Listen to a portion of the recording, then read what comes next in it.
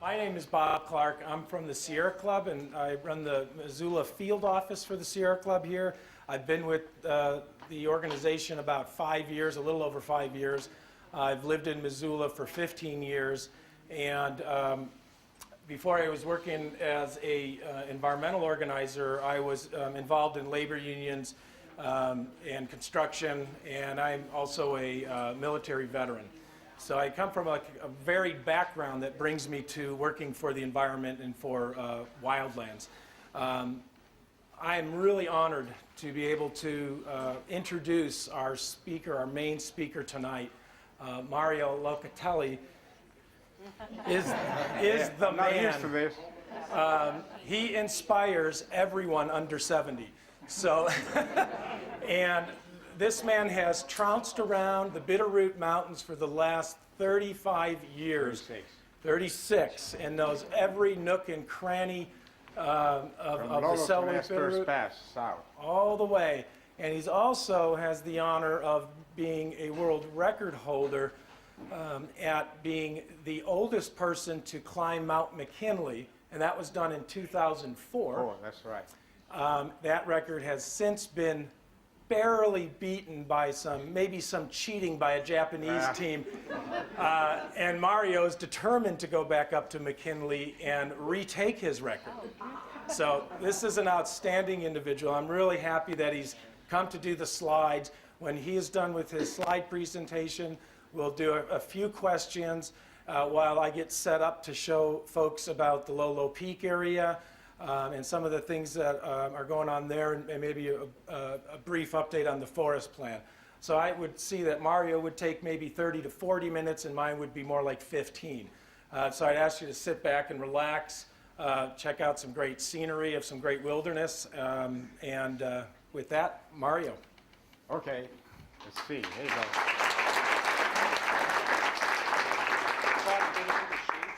I wonder if we ought to pull them drapes down, maybe, yeah? Maybe a little darker in here, would it be better?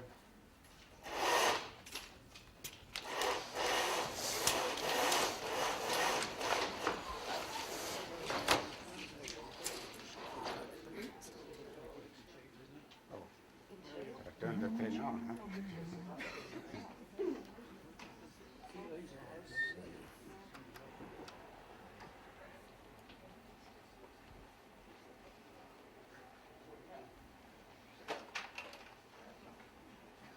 See how you focus it. This is it's not my projector. Let's see. Oh, here we go. This is up Little Joe. This is Bill Garza and a couple of kids from Missoula.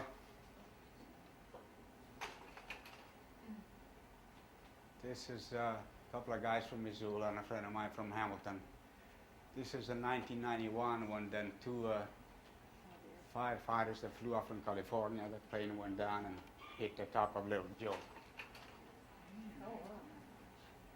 I was one of the first guys on the site when it happened. I belonged to the search and rescue at the time. So then I went back up in the winter and took some more pictures, you know. Mario, you have to speak up for us. You're going to have to speak up. None of us You can hear you. have to face and Okay, project all right. really big. This, in 1991, there was two firefighters with a big plane. They flew off from California. They were having some late fires there. So when they approached Missoula, and then a bad storm came in. So I don't know what happened. They got screwed up, and they ended up crashing on the top of Little Joe, which is west of Stevensville. So I belonged to the search and rescue at that time, and I was one of the first guys on the site, which I found one of the bodies, and then the Missoula Search and Rescue found the other one. So I took a bunch of pictures there, but then I went back up in the winter skiing. So this is what I'm showing in the winter.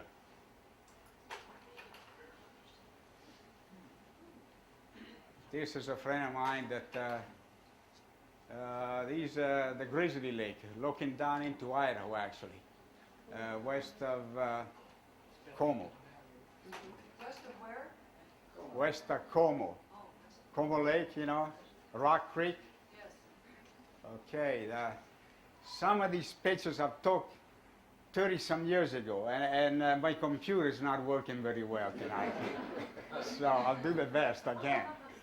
Some I can still recognize, but some of them I just can't do it, you know. There's El Capitan there. I ski that from the backside in the winter.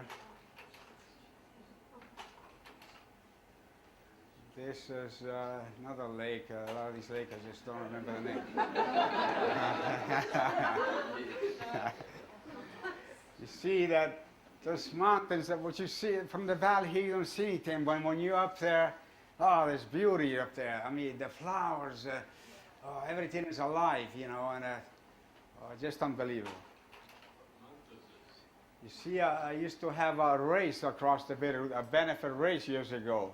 And then also, the Forest Service stopped me from doing because of the liability. You know, I raised money for a good cause. You know, people, if a kid needed an operation, you know, they didn't have the money, so we always raised between $2,000 and $3,000 a year. You know, so these are the guys that they were doing some of the hikes with me. Sometimes we used to do between 20 and 30 miles a day and stuff like that. You know.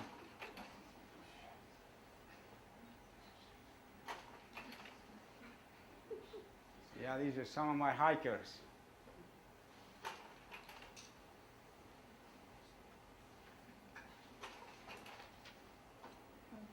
This fellow, he was in the search and rescue at the time. He lives in Stevensville, Les Buchlich. Mario, I may pull this back just a little bit to make it a little bigger for folks. Okay, You wanna move all back right. with me, and then I'll refocus. All right. Okay. No, okay, that's okay. Do you want me to do that? More yet? Well, I suppose you could. I mean, here. Bigger? Just tell The, me. the Yeah, top tell me one, the next, top yeah. one, you know. But then when I say move on, move on. Yep. Okay, move it on. How's that for the folks in back? Move it. Move it. What lake is that? This is looking down the Holloway Lake, up Sweeney Creek, I believe.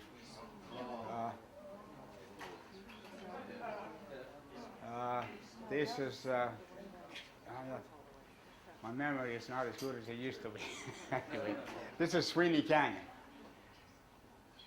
This is Holloway, I believe it's Holloway Lake. It's up more or less at the end of Sweeney Canyon.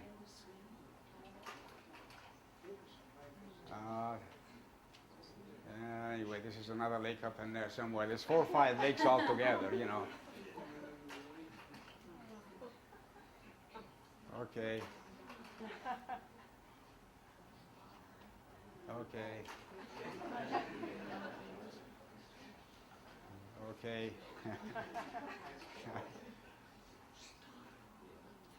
Okay. Yeah, this is still up there on the end of Sweeney Canyon. There's Holloway Lake on the left, and then there's Duffy Lake, and the other two. Mills Lake. Huh? Mills Lake. There you go. Anyway, if anybody can help me out, speak up. Okay. It's a little blurry, that one. I can't focus. That's okay. Just try the next one. This is, I believe, is Ranger Peak. Is up the end of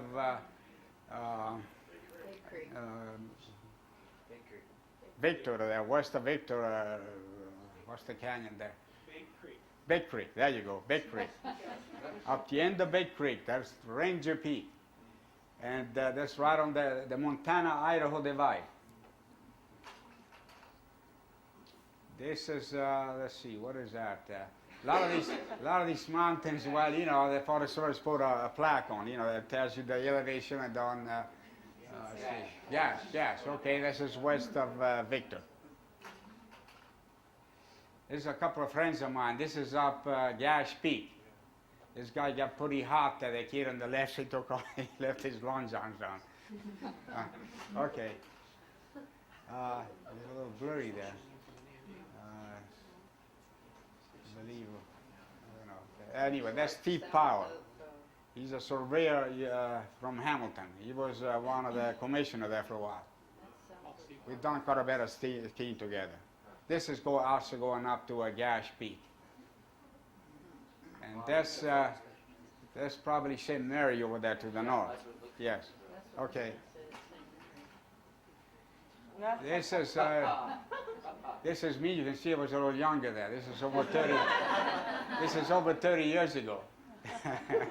You see, I was a rookie then. I mean, I didn't even have the proper clothing. I used to go out and snow cave, with my jeans, and I didn't even have I had a down sleeping bag there. It was in a feed sack, and I have my ice axe there on the back. But anyway, I made it work. Okay. This is another peak. Can you guys see what the hell that is?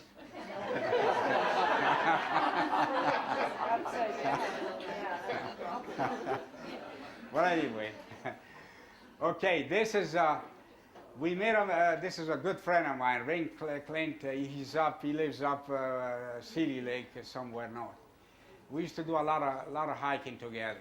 This is our budget, and we booted by.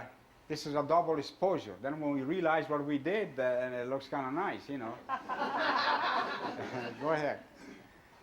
This I'm right on the top of Little Rock Creek. In the wintertime, it's frozen over, so we walked across, You can see my sleeping bag there, and we spent 3 nights up there at the head of El Capitan. We were going to climb the El Capitan in the winter, but the weather was lousy, so shoot it on. So we were running out of wood up there, We bring a little pot with some ramen soup and stuff, and so we melt a little snow, and then because we have to make a fire real quick and make the dinner quick, And so there's not much dry wood up there, so you have to climb the dead trees to get some wood. Okay. Okay, as you can see, I had jeans on. I'm on top of El Capitan now. It was a nasty day, but we made it up there. Okay. Anyway, go ahead. Anyway, this lake, a lot of these lakes doesn't have names. Anyway. That's a good excuse, huh? Yeah. Okay, this is up Blajet, one of the peaks, as the sun was going over, and that was kind of a neat picture, I guess. Okay. Let's see. Oh, okay, this is a friend of mine that we went up and climbed El Capitan. We spent, he spent right in there. We used to dig a hole and then put a canvas over there, and then we crawl under, sleep under there, Okay. Okay, this is another hike somewhere. Okay. He looks like he's packing the cherry tree off the mountain there. Well, he was quite a guy. He was a vegetarian, and he was tall and slender, and when I first met him, he used to fix TVs, and so then he says, let's go hiking sometime.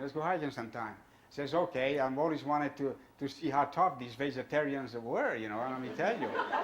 Going uphill, we were pretty equal, but going downhill, I couldn't keep up with them because we have longer legs, Okay, this is he made this little hideout. He used to take kids up there, up Canyon Creek. There was a big overhang, so he stacked up a bunch of stakes there. And they used to go out there and spend the night there. He used to take his boy and then a few other kids from 4-H and stuff. Okay. And so then he wanted to learn how to ski, so I was trying to teach him. I didn't run over him. It looks like I ran over him, isn't it? Right, okay. Okay. There you go. Yeah, he was pretty funny, I mean, he's always had something. Okay. There you go. Okay.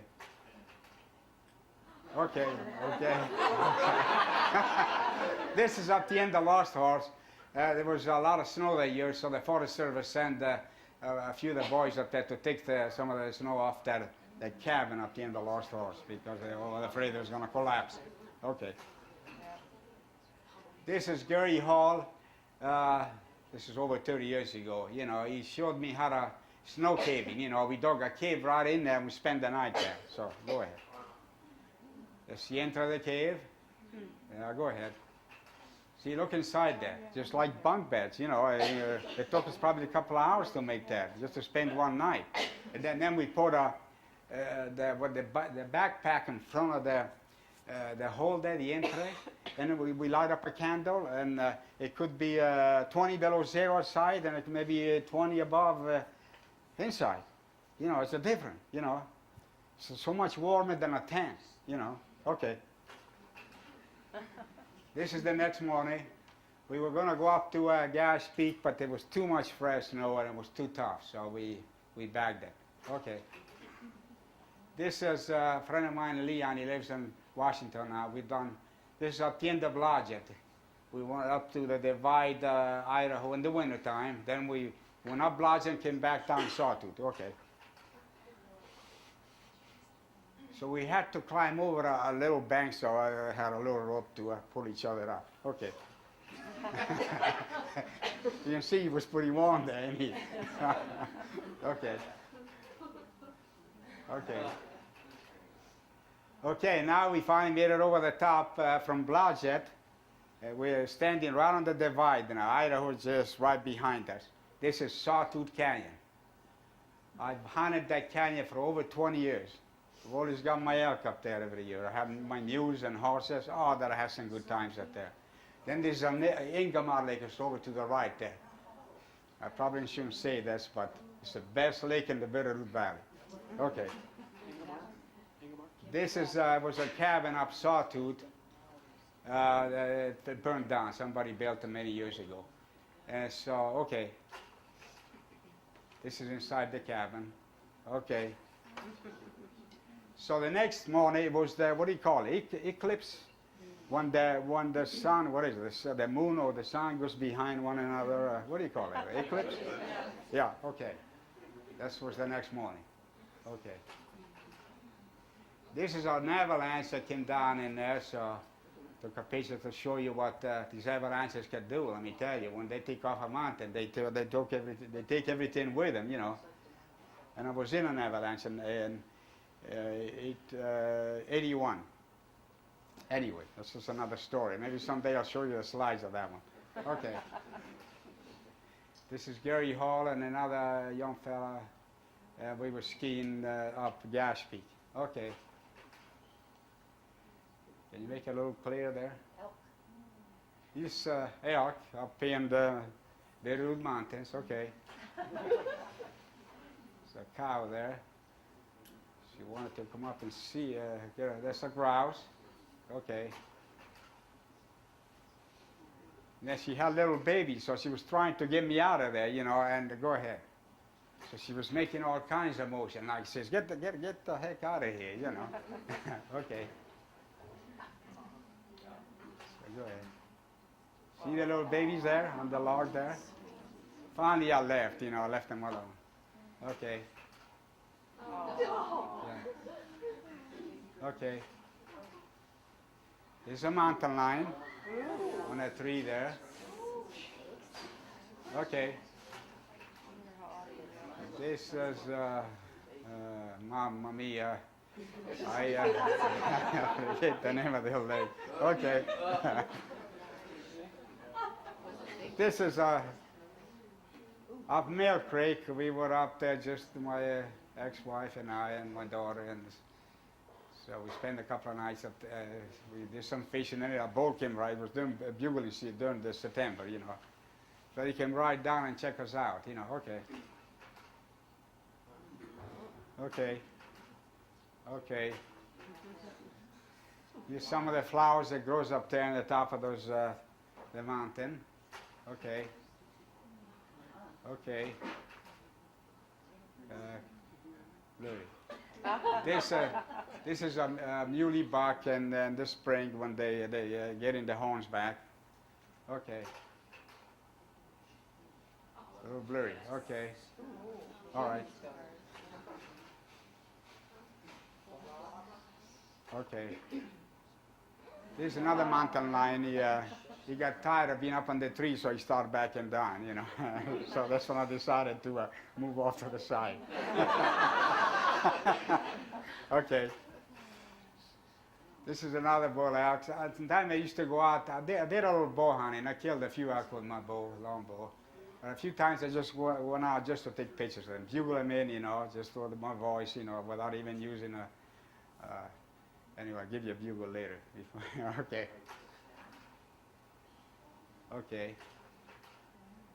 Okay. Okay. This ball is getting ready to leave. Okay. Okay, a little blurry. This ball, I was up in the tree there, you know, bugled it right in. If I had my bow, 6-point ball, and I could have nailed them, but I didn't have my bow. So anyway, you got to leave a few of them for seed, you know. Okay, another grouse there. Okay, another line on the tree there. This is a pretty good sized tom. Yeah. The toms, they got a little bigger head, you know, bigger feet. Okay. This is another good sized tom, and he just killed a deer. And anyway, then when I got into him, he ran up the tree, you know. Okay. This is another, this is a female. Okay. Okay. Okay. This is another buck there. Okay. This is another cat, another small female. Okay.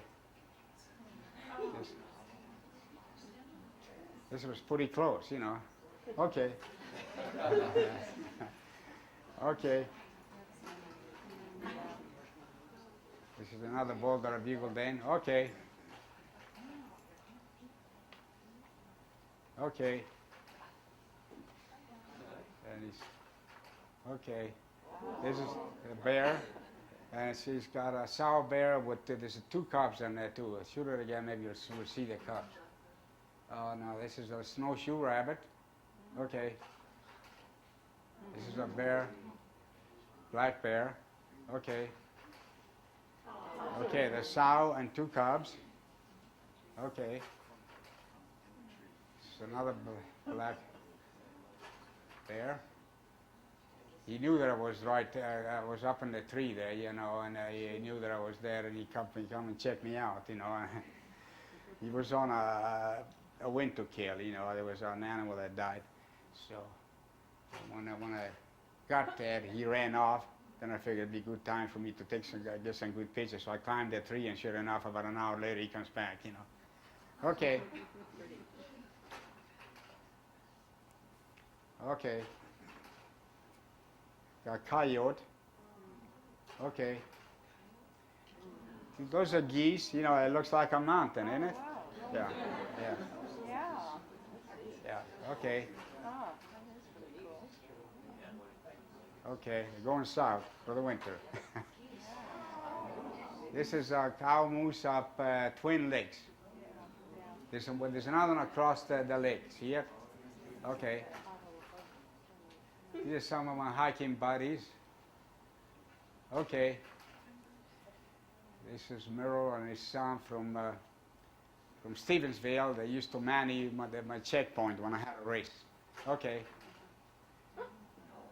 This is a doe there. She came and investigated. I rode up this Sawtooth Canyon with my mules and horses. And then she came in and started licking the saddle. There was salt on it. I couldn't believe it, you know. Okay. This is the Forest Service. I have my race from Twin Lakes back to Hamilton. You know, I wanted to do it in the wilderness, but the Forest Service won't let me do it in the wilderness. So this borders the wilderness. The Lost Horse Canyon is the only canyon that's not in the wilderness. So when I was checking the peaks up there, and I ran into a bunch of cans. You know, there's another, let's see, 2, 4, there were 5, there was 3 more that we hauled off another trip. when I found them cans, there were Pulaski's up there and lunch pails and all kinds of junk, you know. So I got after the Forest Service about that, about packing it off. And I says, give me some help and send some boys up with me. They didn't want to do it. So I put it in the newspaper. Man, did they move. So anyway, then they sent up a bunch of boys from the Forest Service, all good hikers. Anyway, we got them all off of there. And so then they told us we can keep the cans. So I still got the 2 of the cans that I hauled off on my house, you know. Okay. This is in the fall when the grass and stuff that turns there. Okay. Okay, we're just getting ready to pack the cans off. Okay. A couple of friends of mine, my hikers. Okay. Some more hikers. This is Tom Evans, that owns the Ace Hardware in Hamilton. Okay.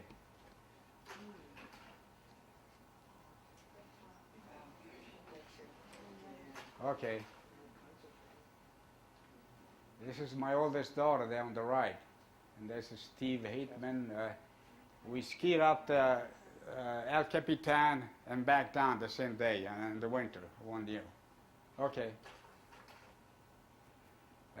This is at Little Rock Creek Lake. We're just getting started, getting in some good snow from there on. Okay. Okay. So we're going up a real steep chute there, trying to get up on the El Capitan. Okay. We finally made it over the saddle, and then anyway, the El Capitan is just right to the left there. Okay. This is my daughter and I on the top of El Capitan. Okay. Well, this is when we were having fun, coming off El Capitan, you know, doing our wheelies. And it's all free. It's all free. You don't have to pay to get on a lift to take you up to Lolo Peak. You know? Yeah. Okay. This is a little slide. You got to watch for them slides. Okay. I will tell you. This is El Capitan up there. Okay. Oh, okay, this is done. So let me put another one on. Now I used to enjoy taking goat pictures many years ago, and I used to get up really close. Okay. Okay, and the best time to take pictures of goats is in the winter time because they got a nice coat on, you know. Okay. Okay. And you know, they knew that I wasn't going to hurt them. I took my time and get up really close to them. They just stood there like, watch me, you know. And instead of when you're hunting them, you know, they can feel that you're putting the sneak up on them, you know. And so anyway, some of the places they go, you won't believe it. Okay. I think I'm unhooked.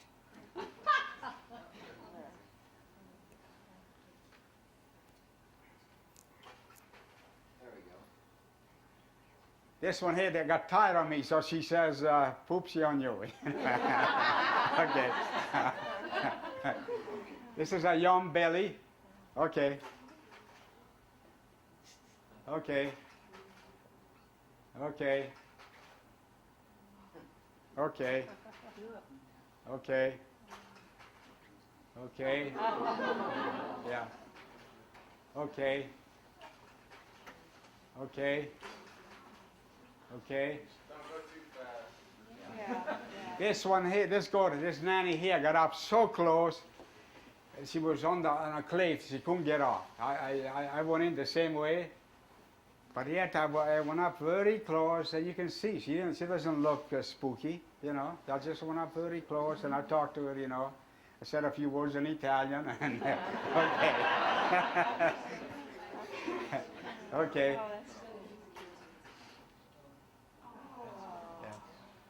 Yeah, in the winter they're really beautiful. They got a beautiful coat on. Okay. this gives you an idea from the valley floor how far these goats are in the wintertime. They're usually on the south slope, the south fishing slope, because the snow melts so quicker, and they'll be browsing there in the same area for days and days. They don't move around much, they don't waste much energy. Okay. Okay. Okay. Okay. Okay. Okay. Okay. Okay. Sometime I couldn't get too close to them, so I just took pictures wherever I can. As you can see, they've been all over that cliff there. Okay. Okay. This is just a yearling, you know, just a youngster. Okay. Yeah. Okay. Okay. Now I wish I could have got a little closer. This was a real, right on a cliff there, you know, but still didn't come out too bad. Okay.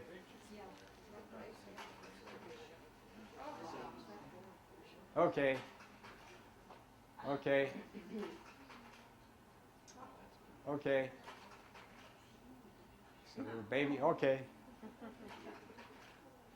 This is a mom and a baby, two babies. Okay. He's about a year and a half old. Okay. Can you, it's a little blurry. Okay. This is an old snag that from the wind, you know, got a little twisted. Okay. It's a little blurry. See, this is towards spring. You can see then that they rub because it's getting warmer, and so that then the hair doesn't look quite as nice. Okay. You can see that must have rubbed against a tree that's been burned, you know. Anyway, this mom and a baby, they kept cutting them out closer to me. You know, kept taking pictures and taking pictures. Sometime I just finish off whatever I got, you know. Then when they got up right close to me, about 12 feet to 15 at the most, they lay down there alongside me. Then I ran out of film. Okay. Okay. And they seem to go under these cliffs sometime and lake. There must be some kind of mineral under there that they keep laking for hours sometimes. Okay. Okay. Okay. Okay. He knew that I was there. You know, he kept watching me and see what I was doing. Okay. Okay. Okay. Okay. Okay. Okay. Okay.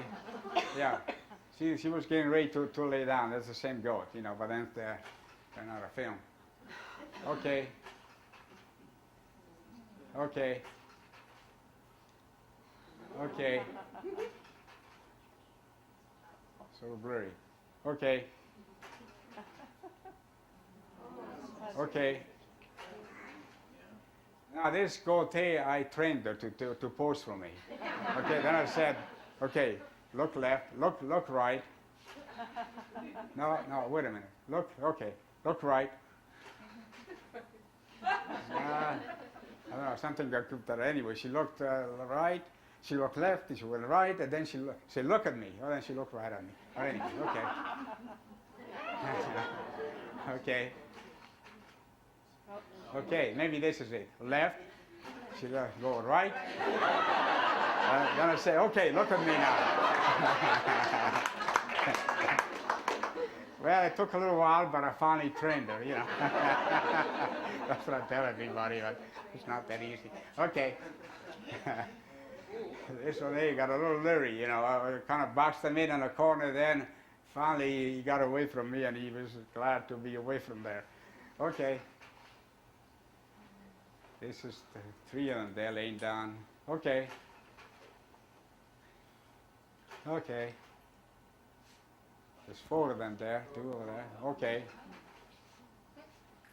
Okay. Okay.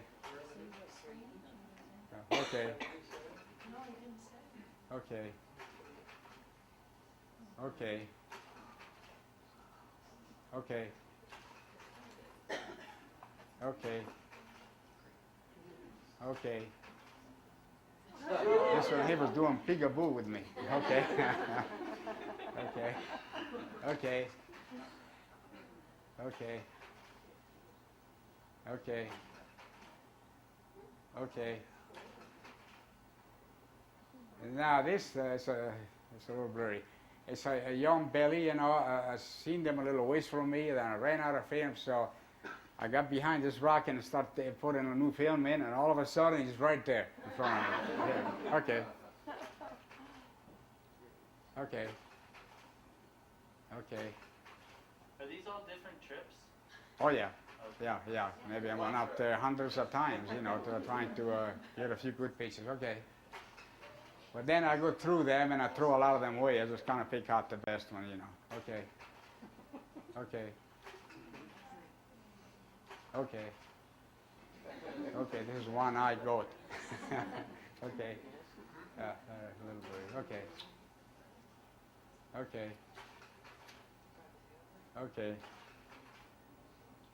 A little blurry. This is the same one that came in really close.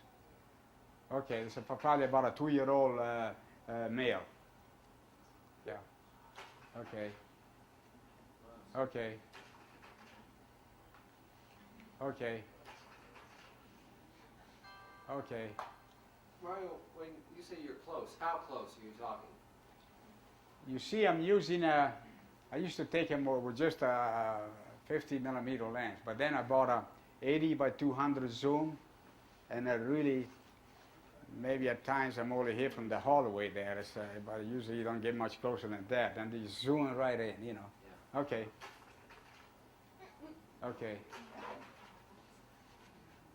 Okay. Okay. Okay. This is, I took this with it was like it was on I only had my 50 millimeter lens. I didn't have no zoom, see, so it gives you an idea. If I had my zoom lens there, I would have, this is a big belly. I could have brought him way in real close, you know. This is a Fred Burr. Okay. And he got tired of me, so he takes off. Okay.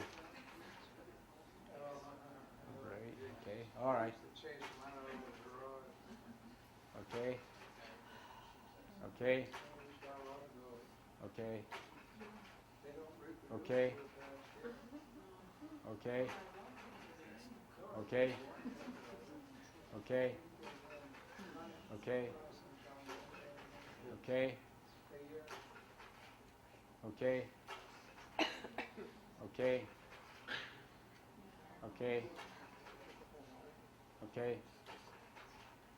Okay. Okay. All right, that's it. That's all the goat pictures. Well, can we everyone give Mario a hand?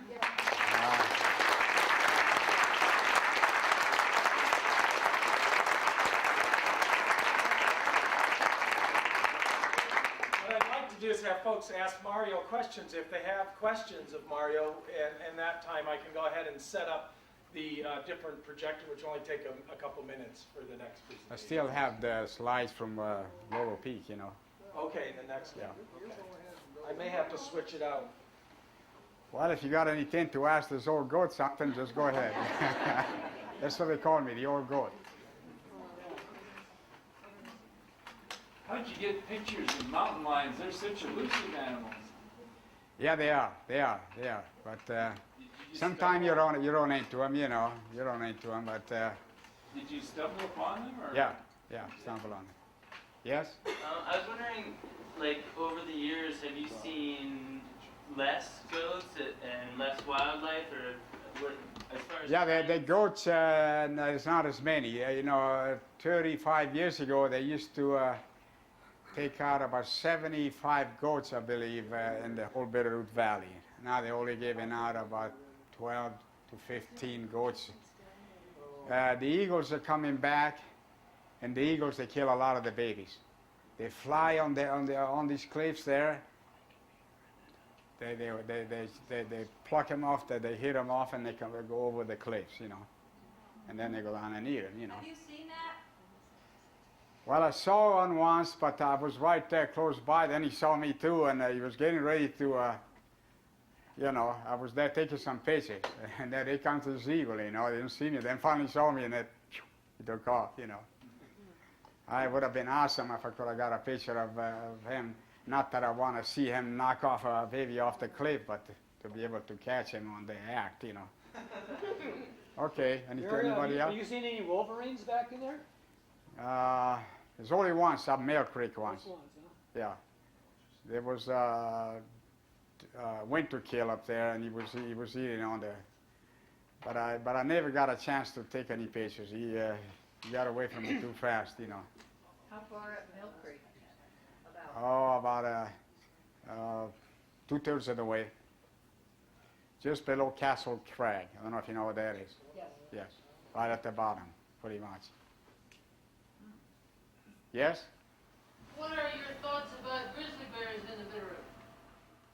Well, I think it's a bad deal, really. You know, I love animals, but there's getting too many people now, you know. I mean, I can see if they were instinct, but they have them in Yellowstone Park, they have them in glaciers, they have them in the Bob Marshalls.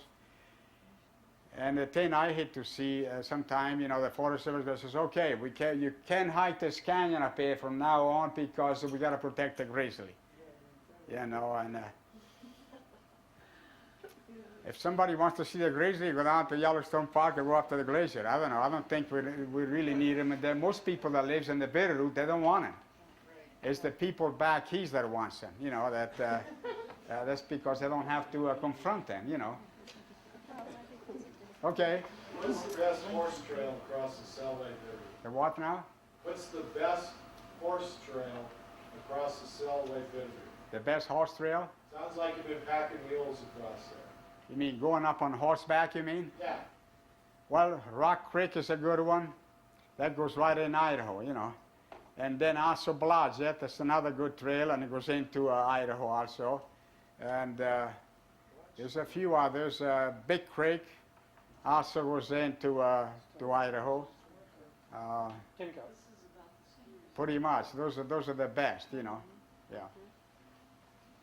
What kind of effect do you think the Bitterroot Resort will have on the Bitterroot Range? Well, I think it's going to have a big effect because if the Forest Service gives in to this McClay guy, then there'll be somebody else after a while. Well, how about we'll put up a lodge somewhere, and they're going to mess it all up. This is the biggest wilderness in the lower 4 years. And, you know, I'm 74 years old, and I'm still enjoying it. You know, I would like to see my grandkids or the next generation be able to go out there and enjoy it like I did. You know, and if they start giving in to them, these people with all kinds of money, plus the Bitterroot Valley is already so congested, you know, these people that's going to be working there, can't afford to live there. They have to either go down the valley or up the valley. And you're talking about traffic. I mean, anyway, this is what I see. We're going to go ahead and get started. So I know it's getting a little bit late, Yeah, but okay. I wanted to thank Mario again for his slides.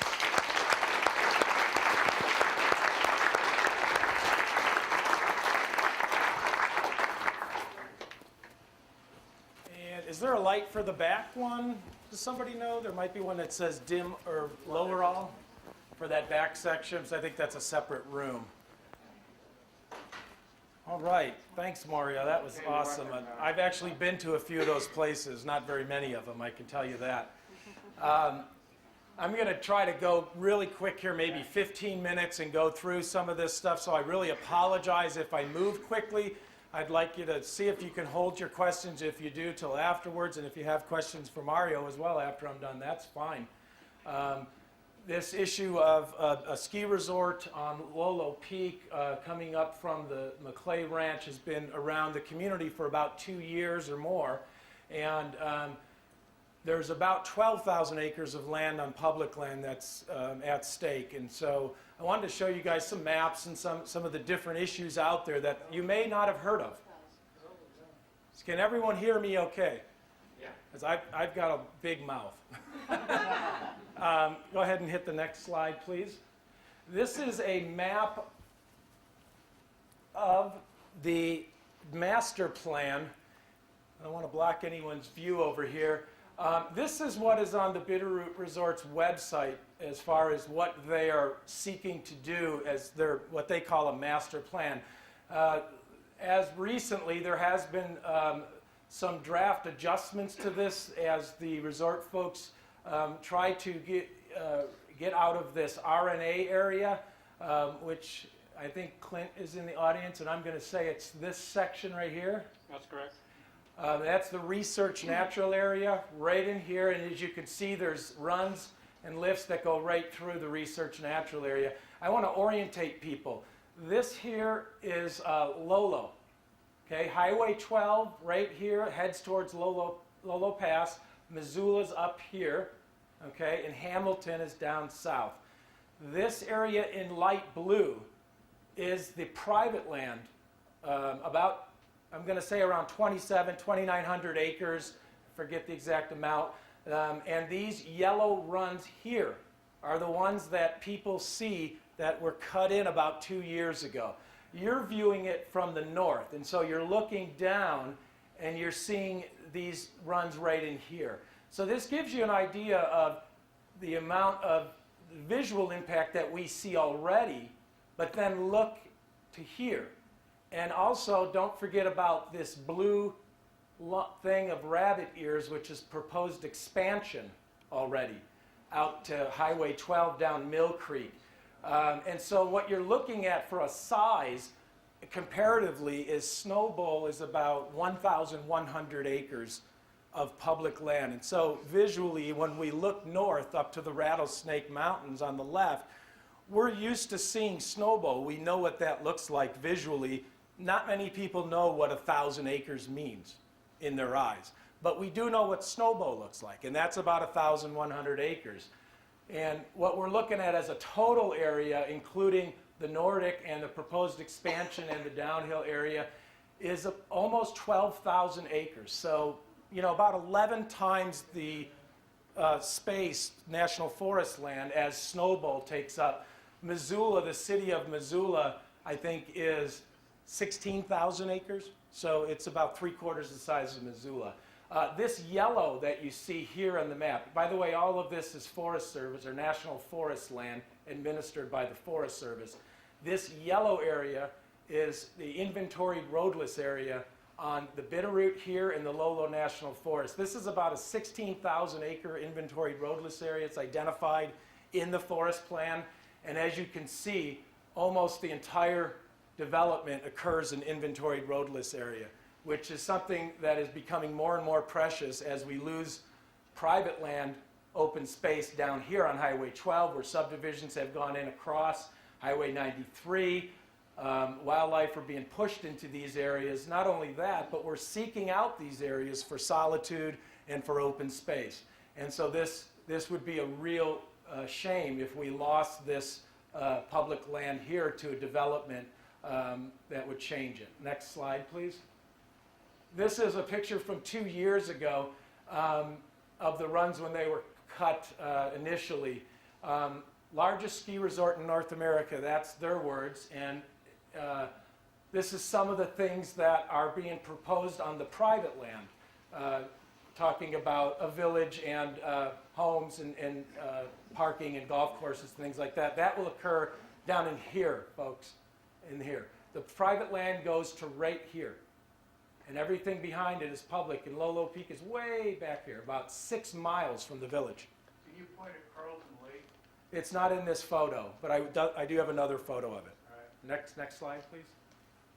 Again, these are some of the things that we might expect to have in this area of our public lands. And again, it's about 12,000 acres that's being sought after according to the master plan, including more than 57 of inventory, and that's actually much bigger. That's a GIS number that hasn't taken into account the topography. So we're guessing that's probably much over 6,000 acres. And again, 6 miles into the national forest from the village, including a 3.5-mile boundary with the Selway Bitterroot Wilderness, which, as anyone knows, can be a real management nightmare when you have that sort of things happening next to each other. Next slide, please. The public lands up there are really popular for a lot of traditional recreation activities, and I've listed a lot of those there. Many of us in this room have visited this area, whether it be for hiking or climbing or springtime skiing or going fishing with your kids or hiking with your family. This, though, is the Carlton Ridge Research Natural Area. And what we're looking at is an area that comes down to about here and cuts across and goes a little bit off and up to here. It's a 920-acre area. This is Steve Arno here, who's a retired forest researcher that had worked on the Research Natural Area. And we actually have a fellow that had worked with Steve, Clint Carlson, in the audience today that works side by side with Steve or in the Research Natural Area. And this place has some really cool attributes. I printed out a sheet of some of the unique attributes, and I put it over on the information table. So if people are interested on their way out in learning more about this area, please pick up one of those sheets about Carlton Ridge. And then I note on here that in conjunction with some of the activities, that hunting would very likely be restricted.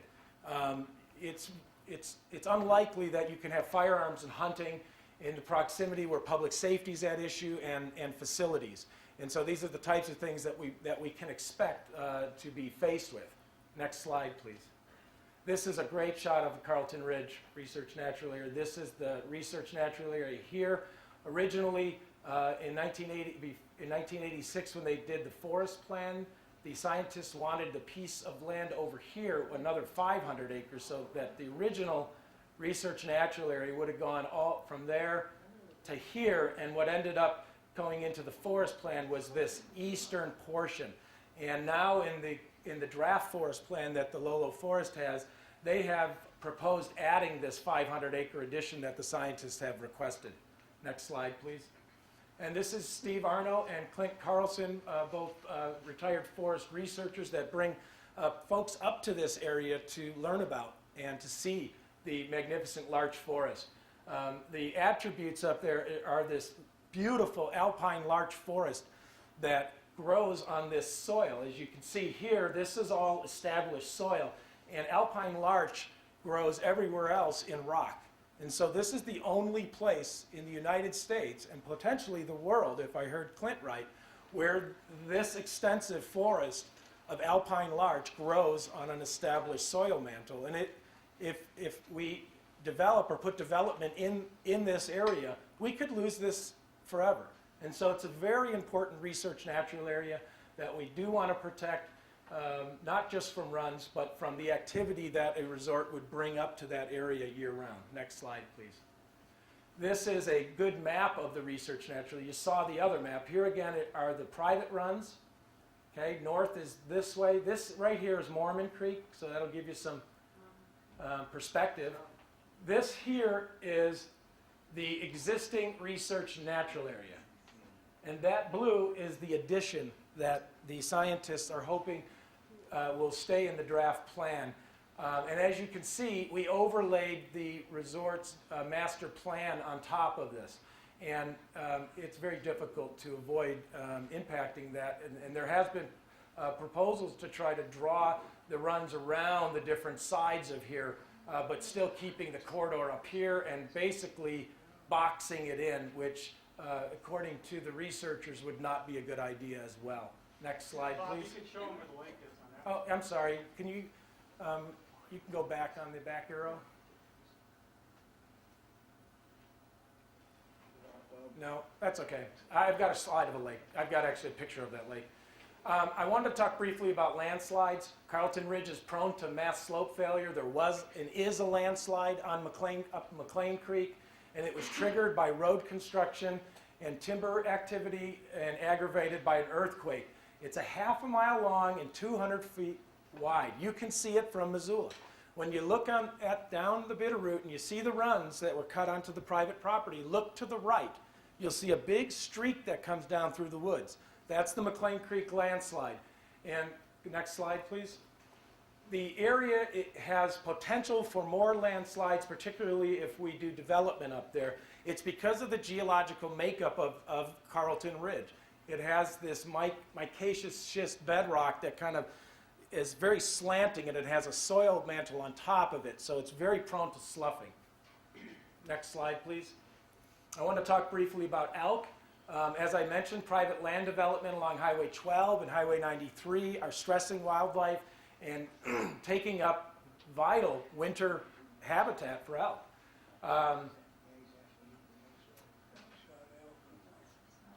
So I have a map coming up. Next slide, please, that I want to get to. Here we go. And this shows you the winter elk habitat. And this is the map from Montana Fish, Wildlife, and Parks. Everything in red outlined here, all the way through here, this whole area is winter elk habitat. This blue is considered crucial winter elk habitat.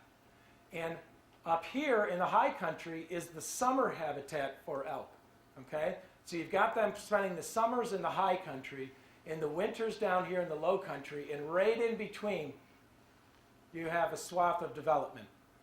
Next slide, please. And we've got some issues about water. This is something that was actually pulled this quote out of an article in the Valley Republic, talking about taking water out of Carlton Lake. I think I'll let it speak for itself for a moment. Next slide. And this is their attitude on the Bitterroot, on the Lolo Peak in the Carlton Ridge area. They think that the area is just too good of a resource to let it go by the wayside. These people are letting it go by the wayside, I guess. So if it's not used to make money, I guess the area is not worth anything. Next slide. And this is a quote that came out of a postcard that many of you received in your mailbox. And read the top part. Undertook the regular maintenance. Regular maintenance refers to a claim of 100 years of continuous maintenance on Forest Road 1311. This is the Carlton Ridge Jeep Trail, and which included clearing a few trees and shrubs. Next slide. So Bob, it was over 400. Yep. You got it? Okay. Right. Yep. And the charges that were brought against Mr. McClay as a result of the activity of the cutting and the building of the roads was a lawsuit by the agency that felt that this was against the law. Not only did the tree cutting, but he's been charged with building 7 sections of road on our public land and reopening roads without authorization. Next slide, please. This is the Carlton Ridge Jeep Trail right here. This tree is cut about 30 feet off of there. So if you're creating or clearing a right-of-way through here, I don't understand what the need is to cut a large tree. And if you've been doing this maintenance for 100 years, why would there be 100-year-old trees in the way? Yes, next slide. Again, some more shrubs.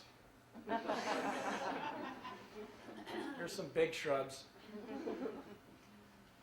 And blow through this. I just knew that wasn't going to set on that PowerPoint. And you know, this is really what we've learned about ski areas in the modern day. It's really not about skiing, and I really hope that the people out here, I'm a cross-country skier, I love to ski, and there's a lot of people that feel that this is not a great idea who are avid skiers. We have to remember that nowadays, ski areas, and especially large ones like this, are meant to sell real estate. The public land above that property is what's going to lend value to that real estate below. Okay? Now we all know about the way that housing prices go up and taxes go up in a ripple effect. That's the type of things that we're going to be concerned with in this community. Next slide, please. Interesting article in May of 2006, the Forest Service did an analysis of the 5 ski areas within 100 miles of Lolo. Is there a need for more skiing? The analysis found that the ski areas within 100 miles of Missoula, there's 5 of them, or within 100 miles of Lolo, are operating at 25% capacity, average annual capacity. So we don't need any more ski opportunities or any more ski areas. We haven't been able to fully use or utilize the areas that we have right now. And the Forest Service determined that there is no need for new skiing. Next slide. And after the draft forest plan, this was the headline in the front page of the paper, or not the headline, but the sideline.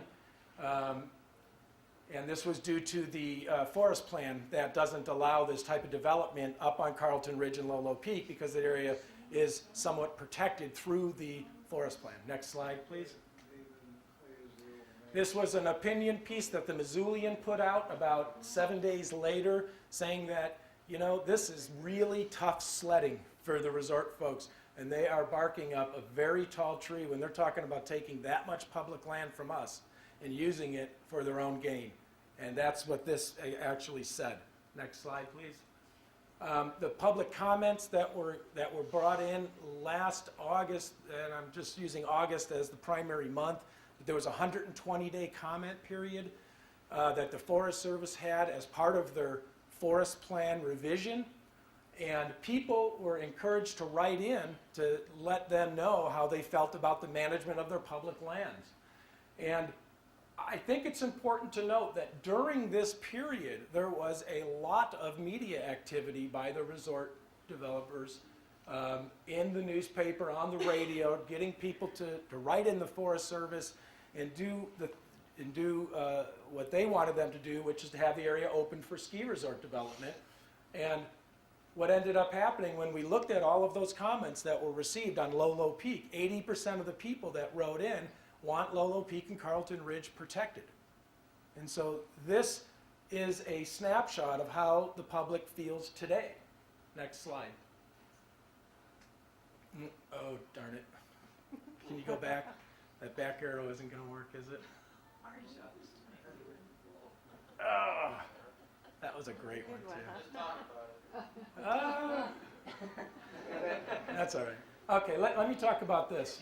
This is the draft forest plan that was put out in May of '06. This area up, and I apologize for the people in the back, this is the northern tip of the Selway Bitterroot Wilderness right here.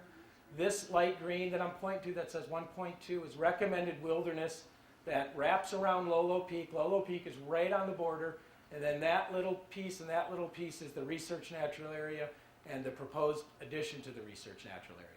So this is, we like this. This is similar to the way the forest plan is outlined right now in the 1986 forest plan, and in fact strengthens it a bit.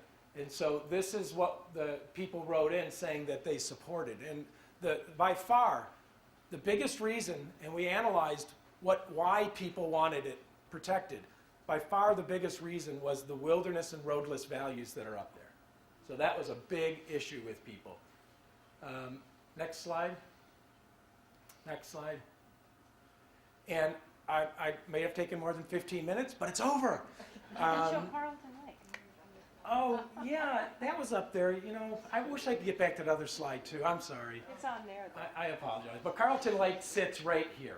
That's Lolo Peak, folks. Right there's Lolo Peak. This is Carlton Lake right here. The wilderness boundary is this, right there. Okay? So everything goes north off the wilderness boundary, and Lolo Peak is the prize. So that concludes my presentation, except for the fact that I wanted to ask people to visit the table over here. I have some sheets on things that you can do. There's a sheet called Action. We have something on the McLean Creek landslide, on the Carlton Ridge Research Natural Area. Also a paper on the public comment. And any of the information, you can sign up on our sheets if you're interested in becoming involved in the Sierra Club or in this issue of Lolo Peak. And thank you. Hey, Bob.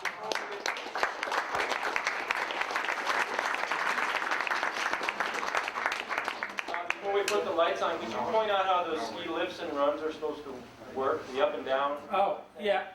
We had a question in the room to ask about how these ski runs work. I'm going to do my best to fumble through it, although Clint Carlson's here, I hope will correct me. This here is Lolo Peak. You will ski down it into this area below by Carlton Lake. Okay, then you're going to have to take this run uphill. So once you ski Lolo Peak down to Carlton Lake, you're kind of done. And you've got to take a lift to actually gain elevation. Is it 400 feet, Clint? It's 400 feet, right? 400 feet elevation gain. So you'll take a lift up to Lolo Peak, you'll ski down it, You'll take another lift up to the ridge, 400 feet, and then if you head back towards the village, you'd have to negotiate this this grade, which from Carlton Lake, the foot of Carlton Lake to about here, is it, Clint? Yeah. Is at 2.5 miles, it loses 80 feet. And that's along the ridge.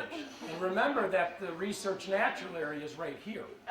So the temptation is going to be to go that way, not this way, obviously, unless you got a death wish or you're Mario. Most people want to the north. So that's kind of the configuration of it, and everything in purple is proposed as runs, and the things in red are proposed as lifts. And again, this is what's on the landscape now, and this is what would be if they got the land. Question in the back. Yeah. Why hasn't McClay been arrested for cutting those trees and building the road? Well, it's got to go through court. Excuse me. And there was a lawsuit filed last January, I believe, so it's been about a year. We're expecting a court date in spring of '08. You know, that we're let the process take its course, you know. Right now, it's alleged to be illegal. That will be decided by the courts, although he does admit that he did cut the trees, but there is a difference of opinion as to whether that was illegal or legal activity, and I think the courts will figure that out. Yes? Well, what can we do right now that's the most important thing we can do to make sure the place stays the way it is? Well, you know, the question was, what can we do now to keep this place the way it is? I think that, you know, given that we've got a Forest Service forest plan that's coming out for our national forest, even though the comment period was over at the end of last summer and fall, the team of the Forest Service is still going through their sort of contemplation things about a lot of these things that are going to be ending up in the final plan, which is due out in May of '07. So letters and phone calls, of course, to the Lolo National Forest cannot hurt, as well as contacting your elected representatives to let them know how you feel about this issue. These are national public lands. They belong to everybody, and they represent us. And we have a sheet over here that gives you all the contact information for those folks that are on the action sheet as well as the elected representative sheet. So please, if you're interested in doing that. I'm going to go with this gentleman and then down here and then back. Could you point out to the folks where the middle chairlift is relative to the runs he's already cut? The middle run, or one over, go, keep going, there you go, that's the quad you want to split in. Yeah. That's in between what you see now of the runs he's cut and Lolo Peak, and there's a couple slides up there, in fact the one slide you mentioned, but you'll really see that from town. That's huge. This is going to be very visible from town. This all faces north and northeast. And also where the Mormon Creek Trail is conveniently not shown on this map. I'm sorry. It's actually in there, but it's so faint you can't see it. Right here. That's the actual Mormon's. trail up to? The trail goes right through here. Okay, it switchbacks right through here. So the trail would be destroyed, or you'd be walking through clear cuts and under. So is tower. that $55 a day to hike it? Yeah. Well, you know, it's public land, and you know, I suppose if you really wanted to, you know, there's going to be some restrictions. There's no question, but I can't tell you right now whether that area is going to be completely off limits to the public or not. But I can assure you that there will be restrictions, and in the management area description in the Forest Service forest plan, it specifically says the public is generally restricted in these areas. Well, that's a quote. But talk about the tram that's proposed a little bit. The newest look that we've got off of a new proposal that I talked about that shows runs on the sides has a tram that runs from the village across to Mormon Saddle, underneath the RNA. Right there, so that would facilitate people's, you know, travel this 3 or 4 miles to Mormon Saddle and then service this area, I would suppose. I'm not a skier designer, but yes, that's in there. George? Where that slide is that you were talking about, the landslide?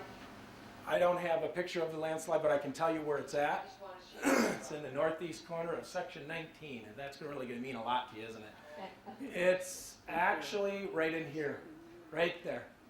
That's the slide. Okay. George? Besides the Carlton Ridge Trail, what are other public access options for this piece of land? The question was, besides the main trail from Mormon Saddle, what are some of the other access points for this area? And Lantern Ridge is one of them. And Lantern Ridge is this ridge that kind of goes north and a little bit west off of Lolo Peak right here. There's a trail that comes up the ridge, and then you can run that ridge up to the peak. There is public access through the McClay Ranch. There is a road that's open to the public that is you can drive all the way up to the Forest Service land right here, and then there's an old Jeep trail, it's called Forest Road 1311, that's open for the irrigation for the purpose of maintaining the irrigation at Carlton Lake. But so those are the main accesses, is Mormon Saddle, Lantern, and up through this area. You know, of course you could bushwhack any of this stuff. I'm sure Mario came right through here. When you come in from the South Fork of Lolo Creek, you know, you can come up from Sweeney, and there's so many places. All these ridges, they all lead to Lolo Creek. Liz had a question? I've been interested in watching this evolve over the last couple of years. When it has appeared that the Forest Service has been pretty consistently saying they were going to expand the forest plan, they weren't going to go along with this. The paper's been opposed to it. But McClay's moving right along like he's going to build this thing. And he's obviously going to build a lot, whatever. I mean, if he doesn't get this, he's still going to build a town and all that.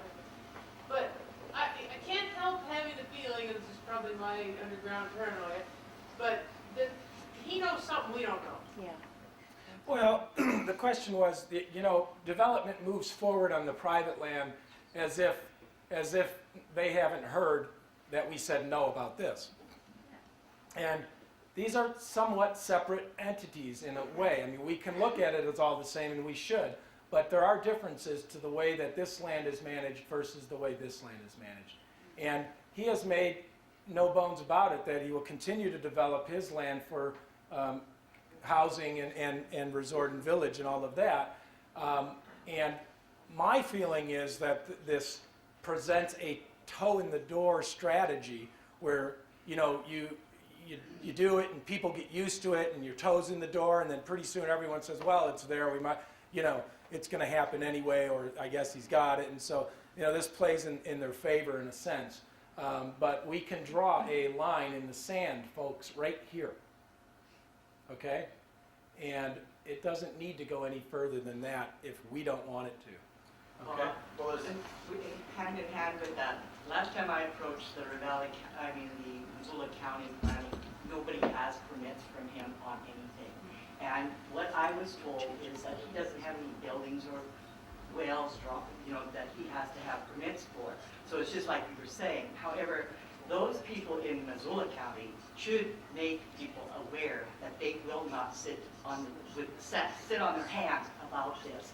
And those of us who are in Ravalli County have spoken out against it because it seriously will cause a bottleneck with Highway 93 being the only highway that fully serves 100 miles up the Bitterroot Valley. Yeah, thank you, Cheryl. And would you mind sharing with the folks how long your family has been in the Bitterroot Valley? 139 consecutive years. Wow. Yes, ma'am.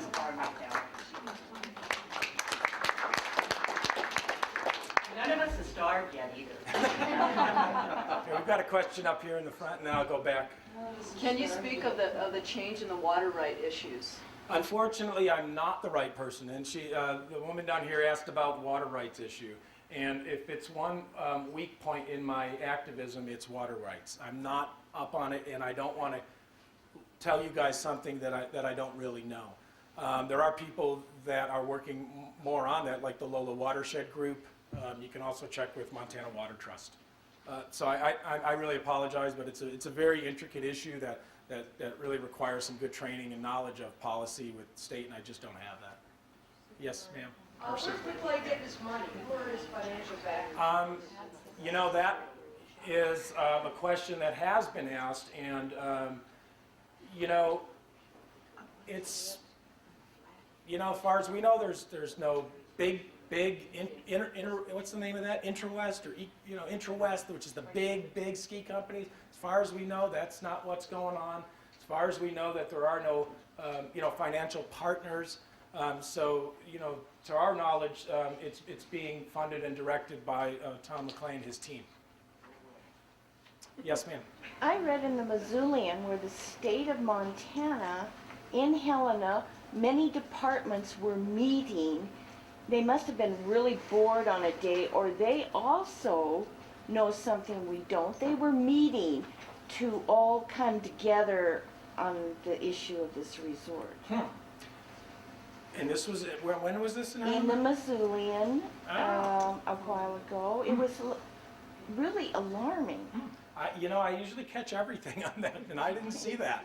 I'm not surprised. I mean, they do have a professional team of promoters and designers that are, working full time, whereas I'm working part-time on this issue, and we have a lot of volunteers from around the community. So I'm really not surprised. It's really hard to handle everything. And maybe they were talking about some of the private land water rights and development there, which I've got my plate full with the public land aspect of it, so, yeah. Yes, in the back? Curious to how this thing is even passing any sort of rational litmus test, because prior to your explanation of the illogical layout of the ski run, I couldn't quite get around to how this fellow figures he's going to make a world-class ski resort with artificial snow on the bottom 3,000 feet of the ski run. So, Want to address that? I mean, then, where is even the rational consideration coming from to even give it 5 minutes? I think we know where the rationale. It's, as one of my slides presented, it's not about skiing. 100% of their PR is skiing.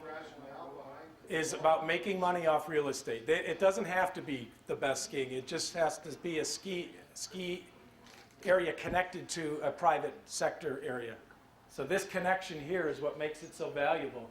The skiing, I'm not an expert on skiing, but I've talked to people that are, and no, it's not world class, and it's strange. It's got all kinds of long distances to go, and all of these types of things. And so There's no snow on the bottom. the bottom part, so folks know, the bottom of the runs come down 3,400 feet. Missoula sits at 3,200 feet. So how often do you ski in your yard? They're going to be, and they recognize that they will need to make snow 24/7 to facilitate skiing on the runs. So they're going to have a lot of snowmaking, which takes a lot of water. And that will come out of Carlton Lake or Lolo Creek, where there are water rights that Tom McClain has. What the impacts to fisheries or downstream users may be is up in the air. And so we're very concerned about those things. And with the trend with warmer climate in this area, especially the lower slopes being so low, you're right, it just doesn't make sense. And I'm as baffled as you. I just assume let this go and work on something else. Yes, any other questions? We're getting kind of late. I don't want to keep you folks. So I'm going to go ahead and wrap it up, but I do want to give a great thank you to Mario, who offered to do this.